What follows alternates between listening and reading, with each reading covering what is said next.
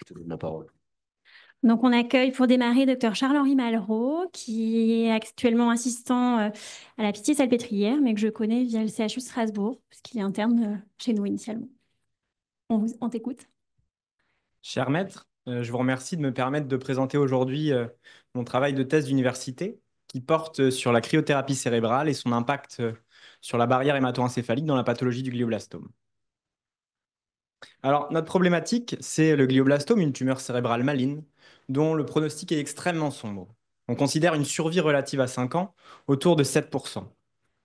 Depuis la publication du protocole de Stoop, qui associe radiothérapie et chimiothérapie adjuvante en 2005, il n'existe pas de ressources thérapeutiques ayant permis une amélioration en termes de survie dans cette pathologie. Probablement en raison de l'existence de la barrière hémato-encéphalique, complexe multicellulaire et véritable frontière entre le réseau vasculaire sanguin et le parenchyme cérébral, qui ne permet donc pas la diffusion des chimiothérapies. C'est une des clés dans le traitement du glioblastome et on peut le constater en termes de publications dans le domaine quand on regarde la tranche de 2012 à 2024, 2 fois plus de publications que sur la période précédente.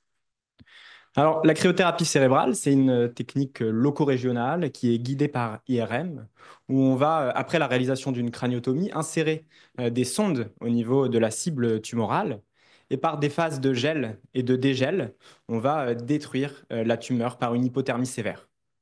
On a pu réaliser cette technique chez 6 patients en récidive de glioblastome sans complications particulières avec une bonne faisabilité de la technique.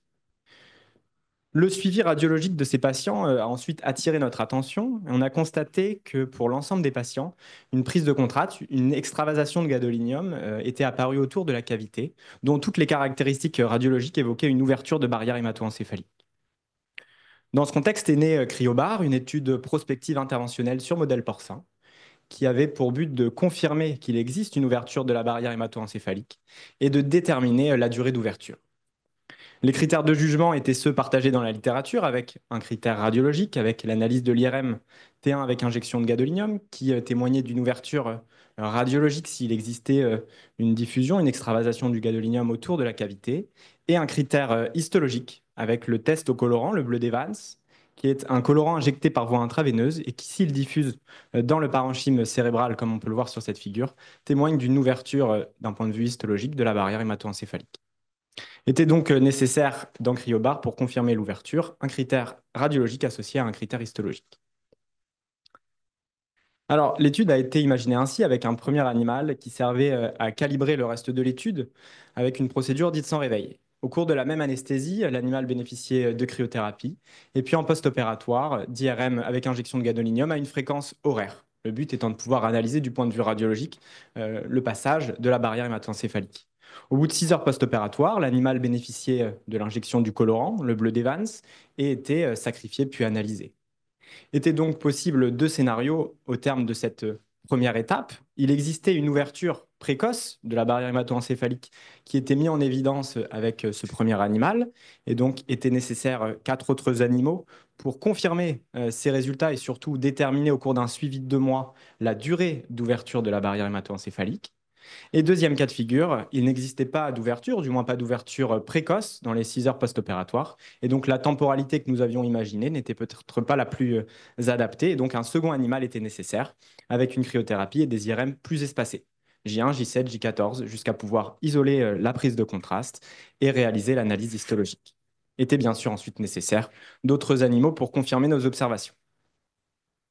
Alors, avant de débuter la procédure, il y a eu bien sûr un travail préparatoire pour appréhender l'anatomie de l'animal, la place des sinus veineux, des sinus aériques, mais aussi la cible où nous allions réaliser la cryothérapie cérébrale, notamment chez le porc où il existe des sillons et des connectivités olfactives extrêmement développées et qui, si elles étaient perturbées, compromettraient le suivi de l'étude. On a donc finalement retenu, comme pour chez l'homme, que le lobe frontal droit est la région la moins fonctionnelle chez le porc et donc la cible de notre cryothérapie. Il y a eu aussi un travail d'abac pour pouvoir obtenir un glaçon qui soit de taille adaptée au lobe frontal droit de l'animal, et cela de manière reproductible. Et donc avec un protocole de 50% de puissance de la machine, avec notamment 2 minutes de congélation, 1 minute d'arrêt, puis 2 minutes de congélation, on pouvait obtenir de manière reproductible un glaçon de 15 mm qui était tout à fait adapté au lobe frontal droit de l'animal. Alors, la première étape, donc la procédure dite sans réveil, a pu être réalisée. Vous avez ici des images péropératoires avec donc l'acquisition scanographique qui montre la bonne position de la sonde avant de débuter la procédure de cryothérapie. Et ce qu'on a pu constater, c'est que dans les heures qui ont suivi la procédure, on voit une extravasation du gadolinium qui passe à travers la cavité de manière centrifuge, donc qui montre une ouverture d'un point de vue radiologique de la barrière hémato-encéphalique. Le test au colorant, le bleu d'Evans, c'est également positif puisqu'on voit une diffusion au niveau du lobe frontal droit du colorant qui témoigne donc d'une ouverture de la barrière hématocéphalique d'un point de vue histologique. On avait donc pu mettre en évidence avec cette première étape que la cryothérapie cérébrale est responsable d'une ouverture de la barrière hémato-encéphalique précoce. Nous étions donc, quand on revient au protocole, dans le premier cas de figure. Et d'ailleurs, pour l'ensemble des animaux que nous avons ensuite étudiés, on retrouvait cette ouverture précoce en post-opératoire immédiat, permettant donc de conclure à une ouverture reproductible de la barrière hémato-encéphalique. On a pu ensuite réaliser la deuxième partie avec le suivi prospectif de 2 mois, avec notamment l'analyse de 81 IRM avec un contourage volumétrique du gadolinium, qui nous a permis de mettre en évidence deux éléments essentiels, comme on peut le voir sur cette courbe. C'est que le pic d'ouverture, donc la perméabilité de la barrière, se retrouve en post-opératoire immédiat pour l'ensemble des animaux qu'on a pu analyser et va ne faire que décroître avec finalement une fermeture progressive dans les semaines qui suivent, comme on peut également le voir sur cette IRM, avec en post-opératoire immédiat à 1 semaine, et puis à la 7e semaine, on ne voit plus qu'une petite prise de contraste témoignant d'une fermeture de cette barrière. Alors, la fermeture, elle est mise en évidence du point de vue histologique avec le colorant, le bleu d'Evans. Vous avez ici l'animal témoin qui nous montrait donc cette ouverture de barrière. Et on peut voir que, par exemple, pour l'animal numéro 5, on a la cicatrice gliale qui témoigne de la bonne position de la sonde qu'on avait implantée, mais aucune extravasation du colorant qui témoigne donc d'une fermeture à 2 mois de la barrière hémato-encéphalique. On a donc pu mettre en évidence qu'il existe une ouverture temporaire et reproductive de la barrière hémato-encéphalique par l'action de la cryothérapie cérébrale. Alors, on a eu toutefois des difficultés, avec notamment un épisode d'infection pour le premier animal qui avait débuté son suivi, qui a nécessité un sacrifice précoce à 3 semaines de la cryothérapie cérébrale. On a dû donc du coup repenser l'ensemble du protocole, avec notamment la tonde préopératoire, l'ajout d'une antibioprophylaxie systémique et locale, et l'optimisation des processus de stérilité qui nous a permis donc de réaliser le reste de l'étude sans événements intercurrents infectieux. Alors, la dernière étape pour montrer la pertinence clinique de la cryothérapie cérébrale, c'est de montrer qu'il existe une meilleure diffusion de la chimiothérapie. Pour ça, on a développé CryoBar 2 qui va mesurer par spectrométrie de masse la concentration intracérébrale en chimiothérapie par rapport à la distance de la cryolésion. On a pour ce projet obtenu un financement par la réponse à un appel d'offres de l'IHU de Strasbourg et de l'ITI, avec donc le début et le premier animal qui devrait pouvoir être réalisé début 2025. Le but étant bien sûr de pouvoir réaliser une étude clinique chez l'homme qui associerait cryothérapie et chimiothérapie précoce. Pour aller plus loin, on pourrait donc là, vous avez ici le protocole classique d'un patient pris en charge pour un glioblastome. Il bénéficie d'une chirurgie et en moyenne 4 semaines après, la radiochimiothérapie. On pourrait imaginer que pour le patient à qui on propose la cryothérapie, on ferait réaliser la cryothérapie au cours du même abord chirurgical, donc on ne rajouterait pas une étape. La temporalité de la radiothérapie serait la même, puisque à 4 semaines, il pourrait bénéficier de ces séances. Et finalement, c'est seulement la chimiothérapie qui serait réalisée de manière plus précoce, modifiant finalement assez peu le plan de traitement d'un patient qui serait traité pour un glioblastome. Alors, la cryothérapie cérébrale apparaît comme une piste prometteuse. On a en tout cas pu mettre en évidence une ouverture temporaire et reproductible de la barrière hémato-encéphalique, avec comme perspective de permettre une meilleure diffusion intracérébrale des chimiothérapies, et on l'espère à moyen long terme d'une étude de survie chez l'homme. Je vous remercie de votre attention.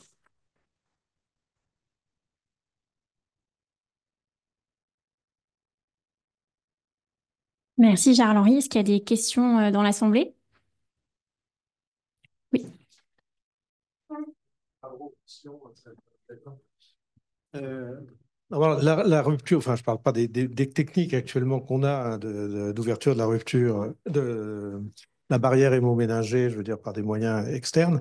Pour la cryothérapie, je veux dire, est-ce que c'est une ouverture ou une rupture de la barrière hémoménagée? Je veux dire, c'est chaque fois qu'il y a une souffrance, je veux dire, on a une ouverture, on le voit dans les ischémies cérébrales, on voit cette rupture. Donc, est-ce que tu as une idée sur l'histologie enfin, je veux dire, l'existence de lésions ou non cérébrales derrière, je veux dire, qui ont créé cette ouverture de la Alors, je peux barrière. répondre partiellement, effectivement. Alors, le terme de rupture, effectivement, il est souvent décrit pour l'IRM avec injection de gadolinium. Et c'est pour ça qu'on a ajouté le test au colorant, parce que finalement, sur l'IRM avec injection de gadolinium, on ne peut pas réellement parler d'ouverture de barrière seulement. Et c'est bien le colorant, le bleu d'Evans, qui, lui, va diffuser dans du parenchyme sain.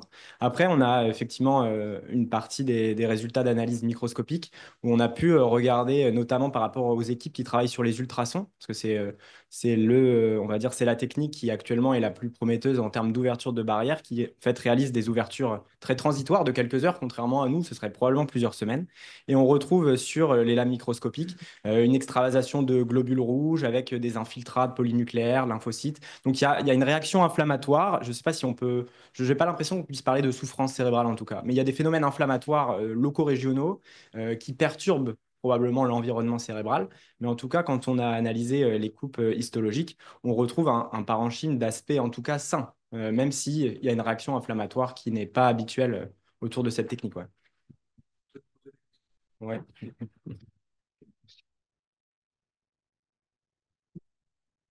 Moi, j'ai juste une question très courte et naïve.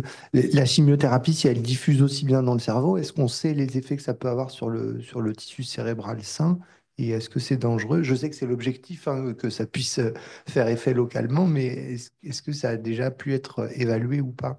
Alors, et oui, il y a, donc sur les équipes qui travaillent sur la barrière hémato-encéphalique, qui ont plutôt souvent des techniques, on va dire, transitoires de quelques heures, ils ont analysé, hein, c'est pour ça qu'on a repris la spectrométrie de masse, etc. C'était, je pense, le déroulement logique que quand on travaille sur la barrière, de travailler là-dessus. Ils ont étudié sur l'animal des concentrations en chimiothérapie qui sont effectivement plus importantes. Mais après, il y a aussi une notion qu'on n'a pas forcément quand on parle d'ouverture de barrière, c'est que même si on arrive à passer nos molécules, en fait, il y a plein de systèmes de pompe à efflux qui vont en fait recapter ces éléments-là pour les renvoyer en fait à l'extérieur du parenchyme cérébral. Et donc finalement, c'est un truc qu'on doit beaucoup travailler enfin, sur la spectrométrie pour voir si la concentration qu'on va obtenir, elle va pas être trop importante et il ne faut pas qu'on adapte probablement les posologies qu'on a injectées à des patients parce qu'en fait, il y a 25-30% sur les chimiothérapies du glioblastome qui passent en intracérébral. Donc peut-être que si on a 40-45%, on devra bien sûr étudier les mécanismes pour voir s'il n'y a pas d'effet toxique ou délétère sur l'animal. Ouais. C'est une des pistes qu'on va travailler, bien sûr.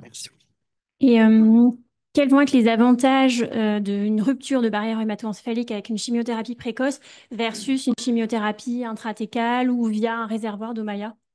Alors, c'est vrai que ça avait été, enfin, en tout cas pardon, je pense à la chimiothérapie in situ, notamment le Gliadel, qui est, notamment travaille beaucoup dans l'équipe de Sainte-Anne, qui est en fait des capsules de chimiothérapie qu'on met en fait dans la cavité opératoire, dans le but de pouvoir permettre une diffusion loco-régionale qui soit accrue. Finalement, on n'a pas mis en évidence de réelle survie globale par ces mécanismes, et probablement qu'une des pistes, c'est ce qu'on disait tout à l'heure, c'est ces pompes à efflux. C'est-à-dire que, en fait, même si on met la chimiothérapie de manière plus proche du parenchyme, il y a des mécanismes qui se forment et que finalement, cette chimiothérapie, elle a déjà une date, entre guillemets, d'efficacité qui va diminuer au fil du temps. Mais surtout, en fait, il va y avoir ces mécanismes qu'on connaît finalement assez mal de lipophilie, de pompe à efflux qui vont en fait expulser ces médicaments en fait. Donc je pense que la chimiothérapie in situ, c'est pas, enfin en tout cas ça a été étudié. J'ai pas l'impression que ça ait montré des améliorations sur la survie.